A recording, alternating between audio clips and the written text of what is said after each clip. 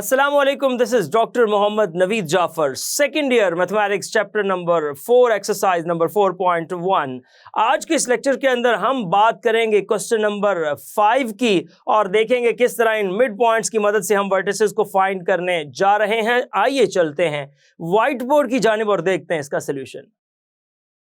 जी, तो क्वेश्चन 5 को हम थोड़ा प्रोसीड करने की जानिब चलते हैं। क्वेश्चन की स्टेटमेंट में देखिएगा, आपके पास मौजूद है कि एक ट्रायंगल के 3 मिड पॉइंट्स हमें गिवन कर दिए गए हैं। एक 1 -1 है, -4 -3 है और इसी तरह -1 एंड 1 है। तो ये 3 मिड पॉइंट्स हमारे पास मौजूद हैं।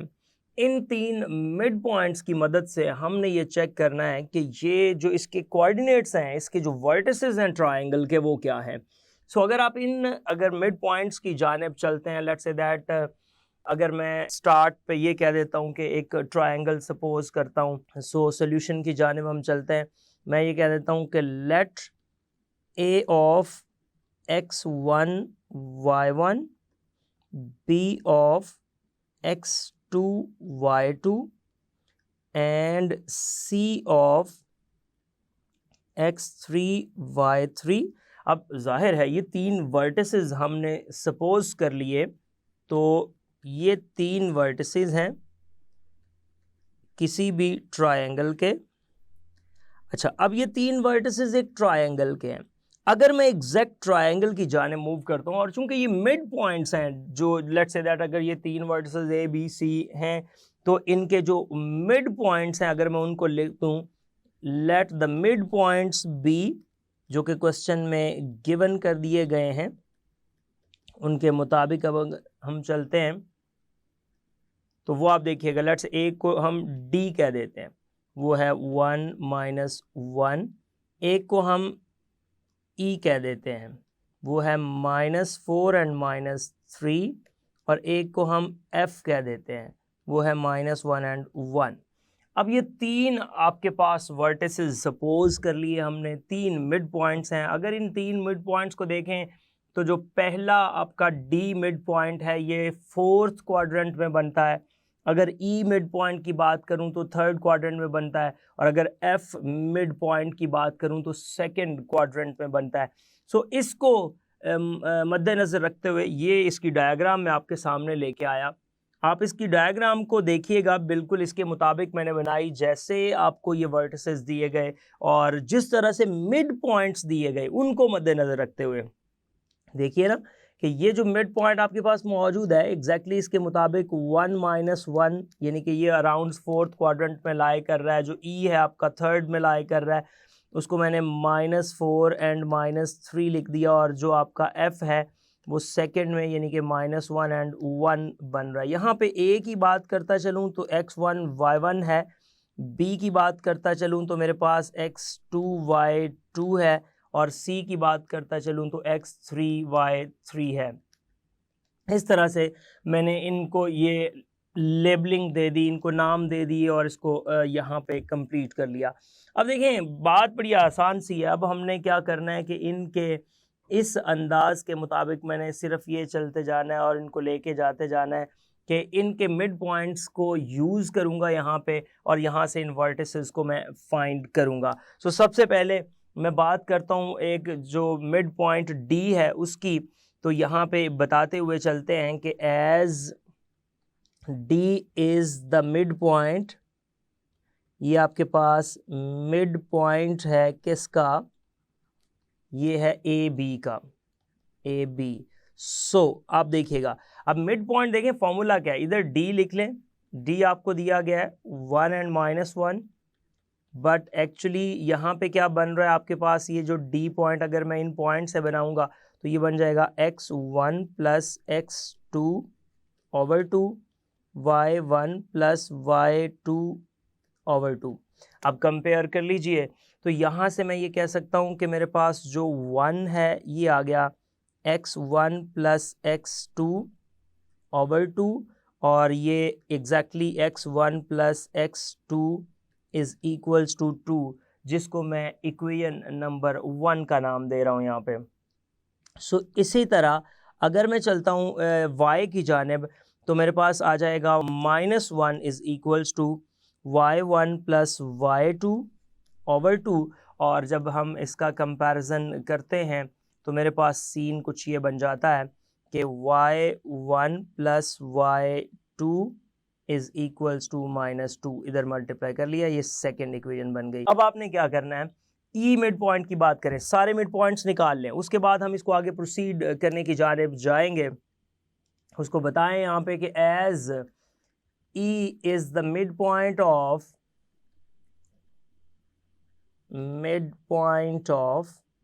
ये आपका जो मिड पॉइंट है, ये किसका बना मिड पॉइंट, ये एग्जैक्टली मिड पॉइंट है हमारे पास जो बी और सी आ रहा है। So mid point of B सी।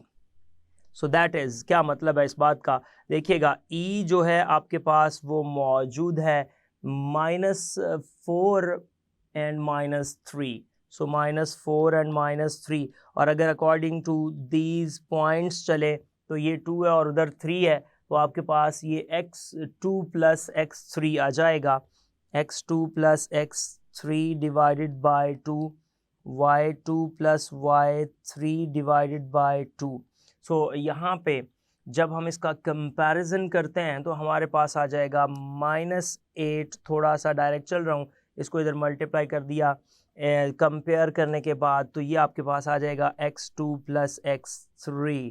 और ज़रा तरतीब से लिख लीजिएगा, इसको भी इधर मल्टीप्लाई करें, -6 आ जाएगा और ये आ जाएगा y2 प्लस y3। सो मैं इस तरह से लिख रहा हूँ x2 plus x3 is equals to -8 और इसको नंबर 3 कह रहा हूँ। यहाँ से मैं कह रहा हूँ y2 plus y3 is equals to -6 और इसको मैं नंबर 4 कह रहा हूँ। सो ये अभी तक की हमारी सिचुएशन थी। एफ मिड पॉइंट की जानिब मूव करता हूँ। सो एफ मिड पॉइंट जो हमारे पास यहाँ पे है उसको बताइए कि as F is the mid point of,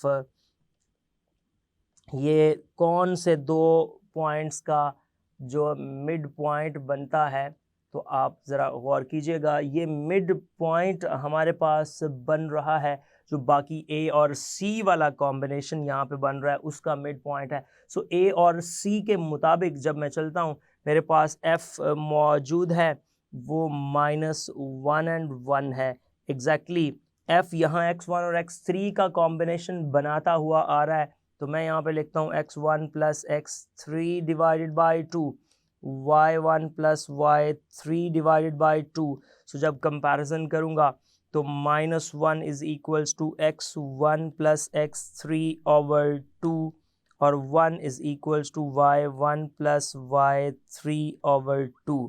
so comparison के बाद मेरे पास जो सीन बन रहा है कुछ इस तरह से बन रहा है, गौर कीजिएगा, x1 plus x3 is equals to -2 जिसको मैं नंबर दे रहा हूँ 5 का, और इधर मेरे पास आ जाएगा y1 plus y3 is equals to ये 2 आ जाएगा जिसको मैं नंबर दे रहा हूँ 6 का। नहीं जी, ये 6 इक्वेशंस डिफरेंट बना ली, 3 x में हैं 3 y में हैं। x वाले जो कॉम्बिनेशंस हैं वो ऑड चल रहे हैं 1 3 5, और जो y वाले कॉम्बिनेशंस हैं वो इवन चल रहे हैं 2 4 और 6। सो मैं यहाँ पे सबसे पहले इनको प्रोसीड करता हूँ और देखता हूँ कि क्या मेरे पास रिजल्ट्स बनते हैं। सो इस तरह से करते जाइएगा कि आप के पास लेट्स से दैट मैं पहले सब्ट्रैक्शन का प्रोसेस कर देता हूँ 1 एंड 3 का, एक एक करके चलते जाइएगा, सब्ट्रैक्टिंग 1 एंड 3। देखें उससे क्या होगा, आप 1 और 3 को जब सब्ट्रैक्ट करेंगे तो मैं अगर इक्वेशन 1 वहाँ से लिखूँ तो मेरे पास जो इक्वेशन 1 बनी थी वो बनी थी actually x1 plus x2 is equals to 2।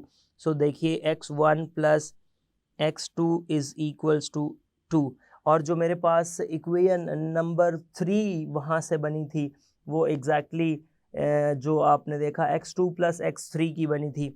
सो मैं अगर इसके नीचे लिख दूँ x2 plus x3 is equals to, ये जो हमारे पास बना था कॉम्बिनेशन ये -8 के इक्वल था। अब जब मैं इसको सब्ट्रैक्ट करूँगा तो ये माइनस हो जाएगा, ये माइनस हो जाएगा, ये प्लस हो जाएगा। अच्छा, ये माइनस ये प्लस के बाद मेरे पास जो सिचुएशन बन रही है x2 से x2 कैंसिल हो जाएगा और ये आ जाएगा x1 minus x3 is equals to 10।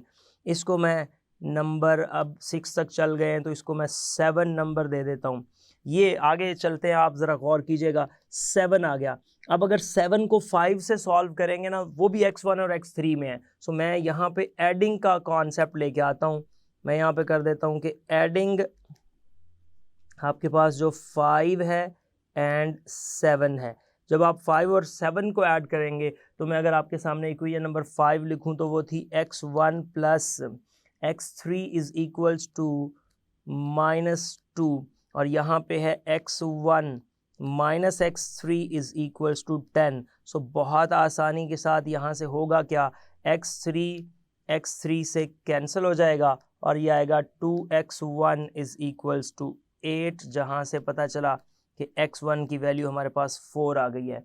लें जी, जैसे ही x1 मिला, अब वैल्यूज़ आपके पास फौरी तौर पे मिलना शुरू हो जाएंगी, बाकी भी। अब आप ऊपर चलिए, इसी को उठा के लेट्स से दैट इज 7 में पुट करें तो x3 का आपको पता चल जाएगा। सो उसके बाद हम इससे आगे की जानिब मूव करेंगे। अगर मैं चाहता हूँ इसकी जानिब, तो देखिएगा मेरे पास x3 यहाँ से क्या आ रहा है, x3 को कैलकुलेट करना है अगर मैंने, तो x3 आप यहाँ से इजीली देख सकते हैं। वो किस तरह से कि मैं ये वैल्यू उठा के 7 में पुट करता हूँ, पुट इन 7, तो मेरे पास देखें क्या बन रहा है, x1 की वैल्यू है 4 minus x3 is equals to 10। x3 को आप दूसरी साइड पे ले जाइएगा तो ये आ जाएगा 4 minus 10 is equals to x3, जहाँ से पता चला कि x3 हमारे पास जो बन रहा है वो -6 बन रहा है। लें जी, x3 की भी वैल्यू को आपने कैलकुलेट कर लिया। अब रह गई x2 की वैल्यू। सो अब हम x2 की वैल्यू को पहले देखेंगे और फिर इसी तरह y की जानिब मूव कर जाएंगे और उसकी तमाम वैल्यूज़ को फाइंड करना शुरू कर देंगे। सो मैं इन दोनों में से किसी भी वैल्यू को उठा के ऊपर किसी भी इक्वेशन में पुट करता हूँ। लेट्स से दैट मेरे पास x3 सामने मौजूद है, और अगर मैं देखूँ x2 रह गया है, x1 भी आ गया है। सो हमारे पास जो थर्ड इक्वेशन थी उसमें आप x3 को पुट करके फाइंड कर सकते हैं। सो मैं इसमें लिख देता हूँ कि पुट इन 3। सो जब इक्वेशन 3 में पुट करूँगा तो इक्वेशन 3 अगर मैं आपके सामने लिख दूँ तो वो क्या थी, x2 plus x3 is equals to -8। जब इसमें मैं पुट करूँगा तो ये आ जाएगा x2 और यहाँ से -6 आ जाएगा इज़ इक्वल्स टू -8। सो ये आ जाएगा x2 is equals to -8 plus 6। यहाँ से पता चला कि x2 आपके पास कितना आ गया, -2। सो आपने x की तमाम वैल्यूज़ को फाइंड कर लिया। अब हम चलते हैं y की वैल्यूज़ की जानिब और देखते हैं इनके सॉल्यूशंस।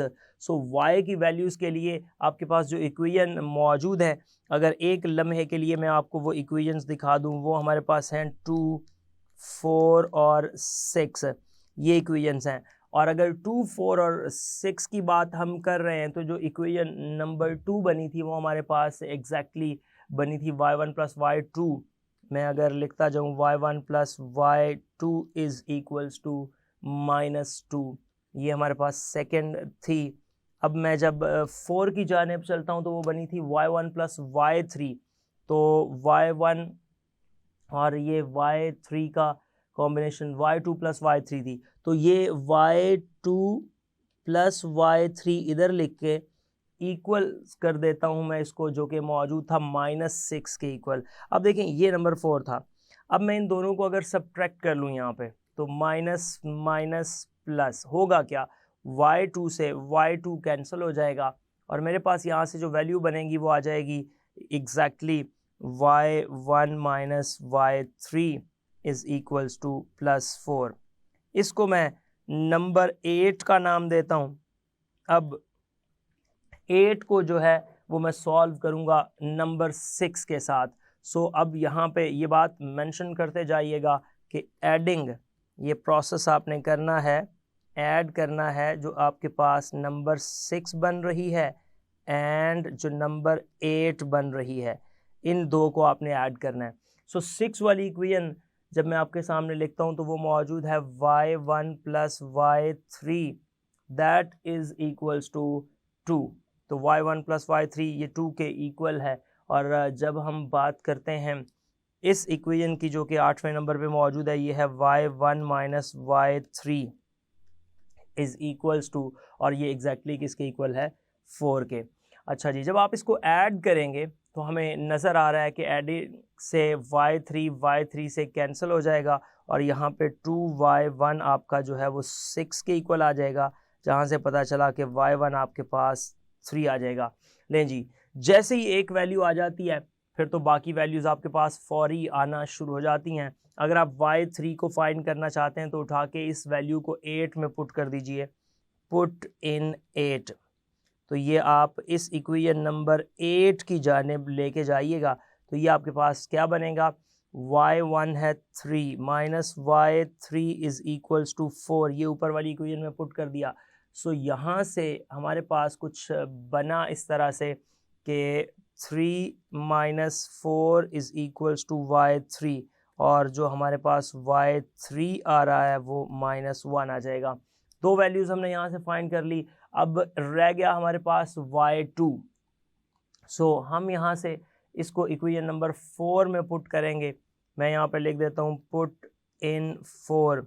तो जब हम 4 में पुट करेंगे तो इक्वेशन नंबर 4 हमारे पास है y2 plus y3 is equals to -6, यानी कि y2 plus y3 is equals to -6। लिहाजा जब हम इसको कंपैरिजन में लेके जाते हैं तो y3 की वैल्यू पुट कर देते हैं, y2 minus 1 is equals to -6, y2 is equals to -6 plus 1, y2 is equals to -5।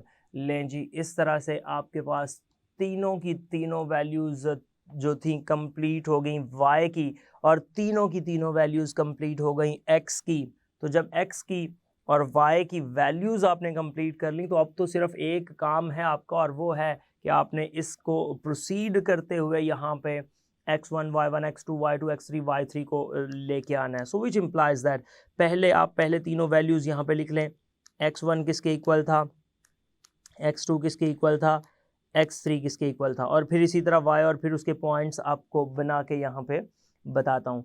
जब आप x1 की बात करते हैं तो वो हमने फाइंड किया तो वो 4 आया था, और अगर आप यहाँ से x2 की जानिब चलते हैं तो वो -2 आया था, और जब आपने x3 को कैलकुलेट किया था तो वो -6 आया था। इसी तरह आप इधर लेके चलते हैं इन वैल्यूज़ को, और आप देखिएगा कि आपके पास क्या सिनेरियो बनता है y की वैल्यूज़ में। सो y1 जब हमने फाइंड किया अभी ऊपर ही, तो हमारे पास उसकी जो वैल्यू है y1 की एग्जैक्टली वो 3 आ चुकी थी।